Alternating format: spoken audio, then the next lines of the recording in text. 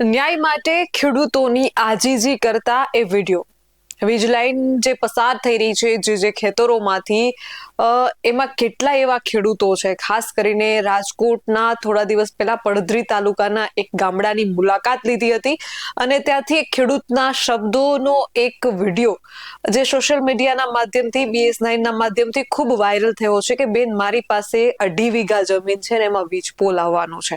હવે મારે ખાવાનું શું કરવું? ઘરમાં કમાવા વાળો હું માત્ર એક વ્યક્તિ છું. આવી અનેક સમસ્યાઓ છે. એ પ્રશ્ન માત્ર આ એક ખેડૂતનો નહોતો, પરંતુ વારંવાર આવા ને આવા મુદ્દા હવે ધીમે ધીમે સામે આવી રહ્યા છે. વાત છે દેવભૂમિ દ્વારકા જિલ્લાના જામ કલ્યાણપુર તાલુકાના ધતુરિયા ગામની. ત્યાં પણ ખેડૂત ન્યાય માટે 2 વર્ષથી આજીજી કરી રહ્યો છે. નમસ્કાર, આપનું સ્વાગત છે BS9 TV ન્યૂઝ ઉપર અને હું છું આપની સાથે કાજલ સુવા. વાત કરવાની છે દેવભૂમિ દ્વારકા જિલ્લાના જામ કલ્યાણપુર તાલુકાના ધતુરિયા ગામની, કે જ્યાં એક ખેડૂત ન્યાય માટે તંત્ર પાસે વારંવાર પોકાર લગાવી રહ્યો છે કે મને ન્યાય આપવામાં આવે.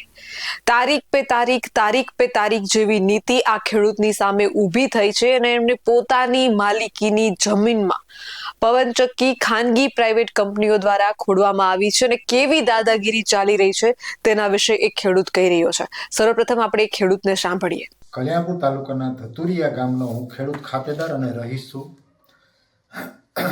સરકાર શ્રી દ્વારા 2011-12માં કરવામાં આવેલું પ્રમોલ્ગેશન અને એમાં થયેલ ભૂલના કારણે આજ મારી પોતાની માલિકીની જમીન 1 હેક્ટર કલેક્ટર સાહેબના હુકમથી પવનચક્કીવાળાને ફાળવી દીધી. હવે મારી આગળ એ સમયે 7/8 સિવાય કંઈ હતું નહીં. મારો નવો સર્વે નંબર 486, જે જૂનો સર્વે નંબર 400 પૈકી 2 હતો. કંપનીવાળાને કલેક્ટર સાહેબે જૂનો સર્વે નંબર 400 પૈકી 1 હોપેલો છે, નવો સર્વે નંબર 488 હોપેલો છે. છતાં એ 486 નંબરના સર્વે નંબરમાં એણે પવનચક્કી ઊભી કરી. આ બધું કંપની પોતાના સર્વે દ્વારા કોર્ડિનેટ લઈ અને જગ્યા પસંદ કરે છે અને ખેડૂતની ખેતીલાયક જમીન હોય તો પણ ત્યાં પવનચક્કી ઊભી કરી દે છે. મારી આગળ માપણી સીટ, બીજા સાધનિક કાગળો ન હોવાને કારણે કંપનીએ પોલીસ સાથે રાખી અને જબરજસ્તીથી ત્યાં પવનચક્કી ઊભી કરી દીધી અને ચાલુ કરી દીધી. જ્યારથી કંપનીએ કામ ચાલુ કર્યું ત્યારથી અમે કલેક્ટર સાહેબ, પ્રાંત સાહેબ, મામલતદાર સાહેબ, ધારાસભ્ય, સંસદ સભ્ય દરેકને લેખિતમાં રજૂઆત કરેલી.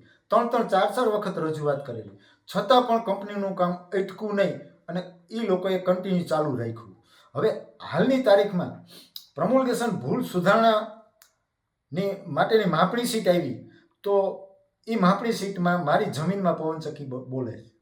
હવે આ પવનચક્કી હટાવવા માટે, પવનચક્કી બંધ કરવા માટે પાછી મેં કલેક્ટર સાહેબને અનેક વખત લેખિતમાં રજૂઆતો કરી, રૂબરૂ મુલાકાત કરી, સંસદ સભ્યશ્રીને રૂબરૂ 4-5 વખત મળ્યો કે ભાઈ આવું પરિસ્થિતિ છે, મારી જમીનમાં પવનચક્કી આવી છે, મારી ખેતીલાયક જમીન છે, જ્યાં મારો કૂવો છે, મારું લાઇટ કનેક્શન છે, છતાં કંપની કોઈ પણ પ્રકારનો જવાબ દેતી નથી, કોઈ પણ પ્રકારની સમજૂતી કરતી નથી અને જબરજસ્તીથી પોતાનું કામ ચાલુ રાખે છે.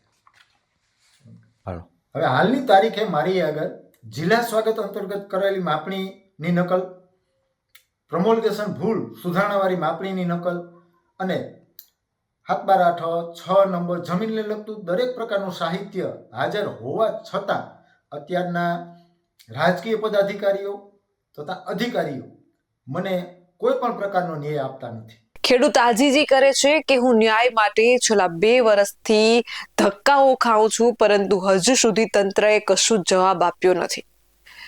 આ પ્રશ્ન માત્ર એક ખેડૂતનો નથી, પરંતુ હવે ખાનગી વીજ કંપનીઓ જે ખેડૂતના ખેતરોમાંથી લાઈન પસાર કરવાની છે એ બધા જ ખેડૂતોનો પ્રશ્ન છે.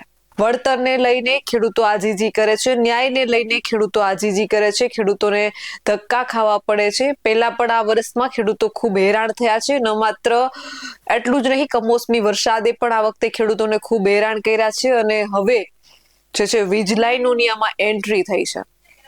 ત્યારે ખેડૂત જે આજીજી કરી રહ્યો છે એમને વહેલી તકે ન્યાય મળે એવી આપણે તંત્ર પાસે અપેક્ષા રાખીએ છીએ કે જે ખેડૂતને વળતર નથી મળ્યું, જે ખેડૂતને તંત્ર જવાબ નથી આપી રહ્યું, એ ખેડૂતને વહેલી તકે ન્યાય મળે, એમને જવાબ મળે. બસ આવા જ વધુ અહેવાલ સાથે મળતા રહીશું. તમે અમારી યુટ્યુબ ચેનલને સબસ્ક્રાઇબ કરવાનું અને અમને ફેસબુક અને ઇન્સ્ટાગ્રામ પર ફોલો કરવાનું ચૂકશો નહીં. બાકી અવનવી અપડેટ મેળવવા માટે આપ જોતા રહો BS9 TV ન્યૂઝ. જય જવાન, જય કિસાન.